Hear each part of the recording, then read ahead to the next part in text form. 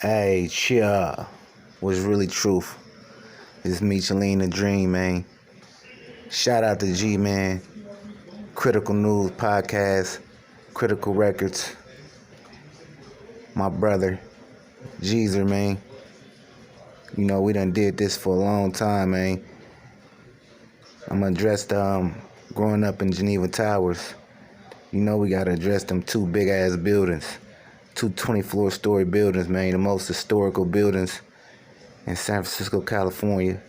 941 Trey 4. And I'm gonna get right into it, man.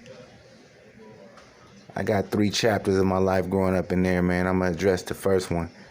Just my arrival. My arrival was epic. You know, we came from Fillmoe, man.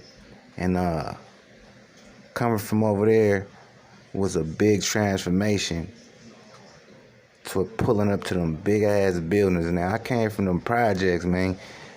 Came from the projects. First I stayed over on Divisadero as a youngster. I was about 8 years old. And, I ain't gonna get into it though, but it's technical situations over that way. My dad, my uncle robbed banks and shit, so put my mama in a fucked up situation, me and my brother. Shout out to Mac Bean, man, the late, great Mac Bean. Yeah, big bro. The late, great Mac Bean, man.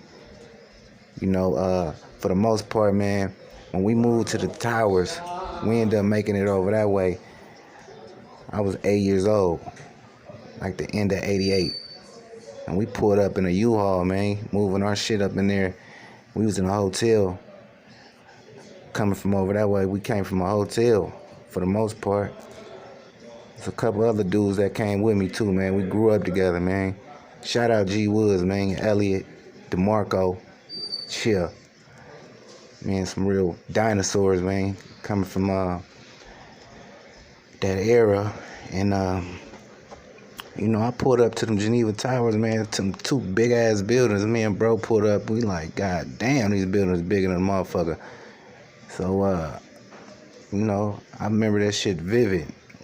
We moving our stuff in, man. Went to see, going in to see what floor we was on, which was 1216.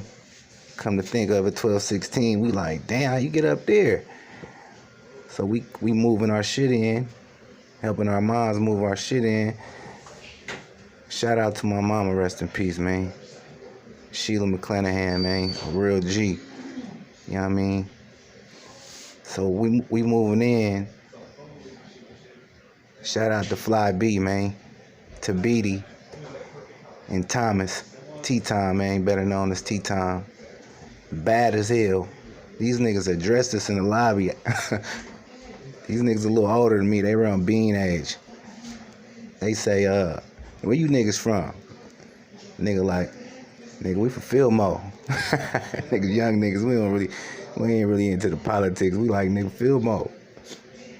Yeah, we in the middle of that discussion. My mom was like steps behind us, so she popped up and she like, what y'all doing?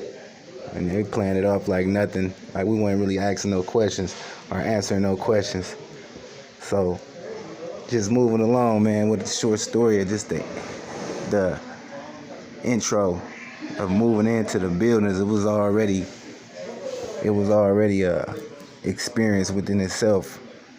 Young niggas moving around, territorial. Pretty fly though. It's pretty interesting to me. So yeah, we ended up being so close with them dudes though, man. It was just like we took the elevator up. We go up the elevator, you know, from there, everything was history, man. We end up just falling in place with the environment. So, you know, moving forward though, we got introduced to the rec center. And I believe that transformed a lot of dudes. A lot of dudes really was saved by that rec, man. So when you think of the rec, you think of Vernon Long, shout out Vern, man, Tracy Dixon. You know, a younger Vern, a younger Tracy Dixon back there in '88, man. God damn. Just thinking back, And we got into sports heavy though. We got into sports, man. We the childhood day ones we grew up with. I can name them forever, man. I can continue to go on and on and on forever. But you know, in that environment we grew up, man, we seen a whole lot in the midst of being in the Geneva Towers. In the back, we called it the back, where you can walk through the front of the building and end up in the back of the buildings. Two 24-story buildings, though, man. Keep in mind. So when you go in there, and that was looking like you was in a damn stadium. Then you got the rec on the bottom floor, the bottom level, where you can go in. So that's where we found a lot of our time at times, man, as a youngsters growing up. So I got so many different stories about how them Geneva Towers molded and shaped us into being the men we were, seeing the things we seen, being introduced to a lot of the dope fiends. Well, we call them. My mama laced me a while back, and she really explained to me the difference between a dope fiend and a smoker. I said, what do you, a dope fiend and a smoker? Because I'd call somebody a dope fiend. And she was like, boy. And I mean, shout out to my mama, man. Real queen. Gonna tell it how it is, man. You know what I mean? Iron sharpen iron. And she was using. So she said, boy, a dope fiend. So you think I'm a motherfucking dope fiend? Let me tell you the difference between a dope fiend and a smoker. A dope fiend go out there and sell a motherfucking body. Do whatever they can do to get some drugs. I smoke it because I like it. I want it. That's the difference. I said, oh, wow. Okay. Now, when I grew to understand it, I said, damn, that's crazy. Because we ain't need for shit. Mom's going to keep something going for us, man. She ain't never starved. I had to go do no crazy shit to have us in that situation where people talking about her saying all kind of mania-ass shit. So for the most part, man, growing up in them Geneva Towers, not to get off the topic, it was a lot of game. It was a lot of game all around us, man. It was like, pick one. What you gonna do? You got drugs over there. You got, you know what I mean, sports over there, productiveness, stay in school, people pushing you to go in the right direction, you know. And then you turn around and you got all the fucked up influences. People that's caught in their ways, man, doing all the wrong stuff. They'll serve a fiend right in front of you. You know what I mean? And give you some money. Like, my little nigga. I'm like, damn, that hella money.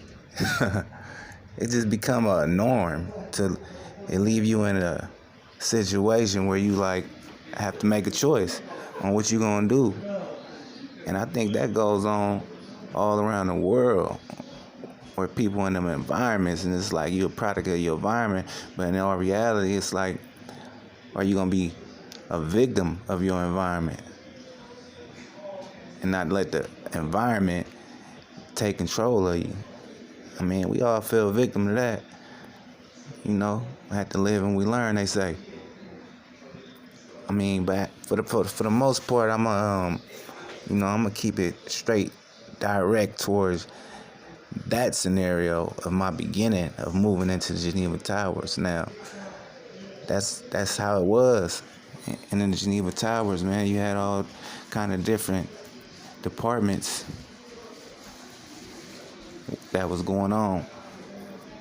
As I got a little older, you know, I already done had me, myself, personally. I can't speak about too many people, but if you know what I mean, check my resume, they'll tell you that little nigga was bad as hell. I really never felt I was hella bad. I just feel like it was normal. It was a normal thing. I grabbed my first sack and made $300 or $400. I'm like, damn, I only had $100. I made like, ooh.